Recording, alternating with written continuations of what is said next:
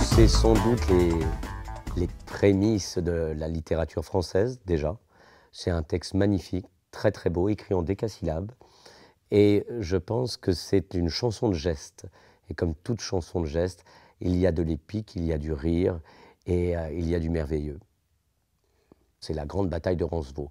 Le texte est plus long, nous on en a fait une adaptation, il fait plus de 4000 vers en tout. C'est une bataille entre les Francs et les Vascons. On voit 12 pairs accompagnés de 20 000 Francs qui sont l'arrière-garde de l'armée de Roland et qui bravement vont se battre et tous mourir. Mais ils meurent parce que Roland est un imbécile qui par bravade refuse de souffler dans son olifant.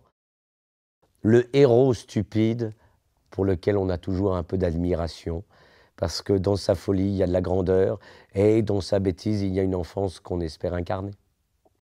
Eh bien, déjà, on a la chance de pouvoir le jouer à l'extérieur. Ça sera très agréable. On le jouera sous le haut vent, en fin d'après-midi, début de soirée.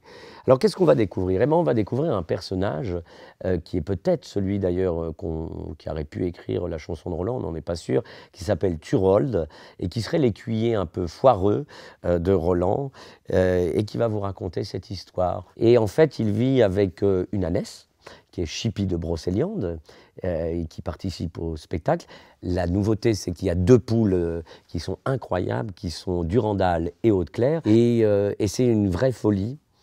Sur scène, il y a moi, il y a Chippie de Brocéliande, ces 2 poules, une jeune écuyère et dresseuse qui est Aimée, et puis un camarade qui est Vincent Després, qui est d'ailleurs celui qui dresse les poules, et on forme tous une joyeuse bande familiale. Je pense qu'il y a une ambiance assez rare.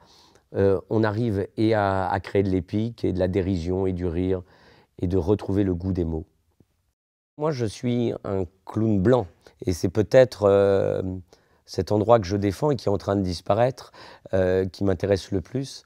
Et je travaille avec cette figure de mon clown blanc que j'essaye d'améliorer, faire que ce clown puisse retrouver une nature contemporaine, qu'on comprenne que ce clown est héritier de toute la poésie, qu'il peut être un Don Juan, ce sera le cas cette année quand on jouera à la Cité internationale, qu'il peut être un Richard III, qu'il peut être l'interprète de la chanson de Roland, ce qui est naturel sur la chanson de Roland, puisque c'est une chanson de geste.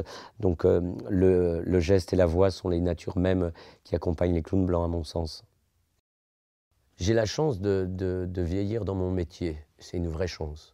Et plus je vieillis dans mes métiers, plus je m'aperçois qu'il faut faire confiance au théâtre dans sa forme la plus simple, c'est-à-dire c'est un texte, c'est un acteur et c'est de l'amitié.